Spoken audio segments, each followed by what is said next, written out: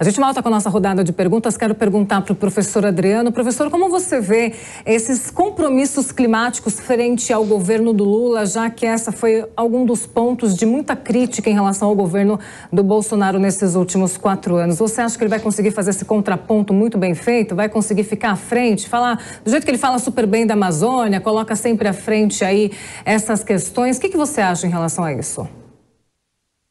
Não, o Lula, no tema ambiental, ele fica mais à vontade, né? Porque é um pouco a agenda do PT, tem a Marina Silva do lado, aí, independente do que de fato esteja acontecendo, né, com a mata, se está havendo ou não queimadas, ele vai estar dando abrigo a políticas internacionais de outros países, né, em relação à questão ambiental, vai ter ONGs atuando com mais liberdade aqui, ele vai estar sempre com um discurso favorável ao entendimento ambiental, vai vir com um monte de promessas, a gente vem desses encontros, tipo da COP, que é sempre assim, o que a gente vai fazer daqui a 50 anos, compromisso com isso, compromisso com aquilo, é uma oportunidade dos governos lançarem um monte de promessas, né, como se estivesse numa eleição, né, literalmente. Mas, com certeza, essa pauta ambiental, para o Lula, para o partido dele, né, o PT, cai bem, né? Eles sabem se comportar dentro do figurino, se mostrarem compromissados, né, atenciosos, e eu acho que não vai ser um problema para ele entrar numa sintonia ideológica com relação a esse tema. É bem tranquilo, eles, mesmo com contradições, mesmo com problemas que futuramente a Amazônia possa apresentar, o PT e o Lula vão sempre saber administrar bem junto aos demais países preocupados com essa questão. Pergunta agora para o professor Marcelo. Professor, eu quero saber o seguinte, a gente tem falado bastante sobre isso. O atual presidente, o presidente eleito Luiz Inácio Lula da Silva, ele que tem abraçado essa causa ambiental, tem falado bastante sobre isso, inclusive parece que é muito claro ali que é justamente para fazer um contraponto às críticas que Bolsonaro recebeu durante o seu governo, que ele não abraçava a Amazônia, enfim, diversas críticas que ele recebeu. Então parece que é uma estratégia que ele utiliza em relação a isso. Porém, já entrando nessa causa, ele que foi para a COP27 justamente com um jatinho, que a gente sabe que é um meio de transporte extremamente poluente. Como que você vê aí essa questão? Não fica um contraponto ali bem marcante, né? Justamente a COP27, meio ambiente, um jatinho emprestado, inclusive, também por uma pessoa que foi presa em uma ação da Polícia Federal. Como que você vê essa questão?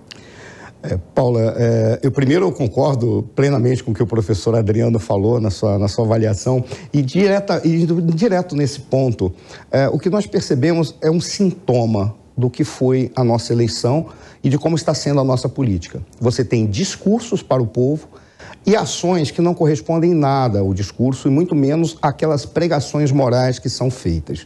O fato do candidato eleito ter ido para a COP já implica um outro sintoma. O professor Adriano foi muito feliz quando ele falou, mas isso é muito comum, porque ele vai se apresentar, todos vão se apresentar logo depois de ser eleitos, mas qual seria o ideal se os dois presidentes fossem o eleito e o atual?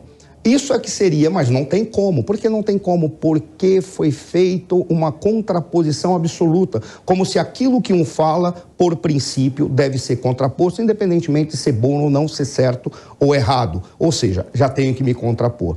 O fato do presidente eleito, ou o candidato eleito presidente, ter ido neste momento, da maneira como ele foi, com personalidades que o acompanharam, num meio de transporte que é contraditório com a sua pregação, é um sintoma apenas de que nós tínhamos discursos, aquilo que virá é que pode nos preocupar.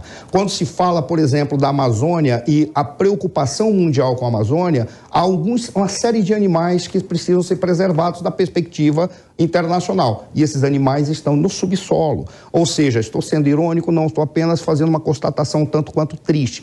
Porque eu, como amazonense, como Amazônia, como alguns falam, eu não vejo que haverá uma preocupação com a preservação. Menos ainda, apesar do presidente eleito ficar à vontade com a questão questão ambiental, porque é uma pauta do seu partido, menos ainda pela maneira como trata os povos da Amazônia, porque eles não querem ser animais de zoológico, eles querem ser cidadãos, reconhecidos dentro da sua grandeza e capacidade de ser um cidadão brasileiro.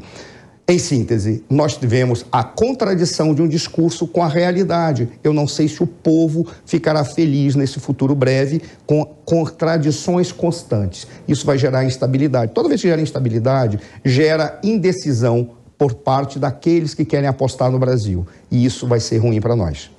Professor Marcelo e professor Adriano, agradeço a participação de vocês. Vejo vocês em uma próxima. Muito obrigado. Obrigado, é sempre um prazer. Poderia falar uma coisinha só? Por favor. Sempre eu falo para os meus alunos sobre o 15 de novembro. 15 de novembro diz respeito à forma de governo. Isso é apenas uma engenharia institucional. A data para se comemorar é a data da bandeira, dia 19, porque é o símbolo de um povo. Isso sim é uma data para se comemorar, e não a maneira como se faz uma engenharia institucional do poder. É um pedido que eu faço ao povo brasileiro. Comemore o dia 19. Obrigada, professores. Até a próxima hora certa na PAN, 10h59.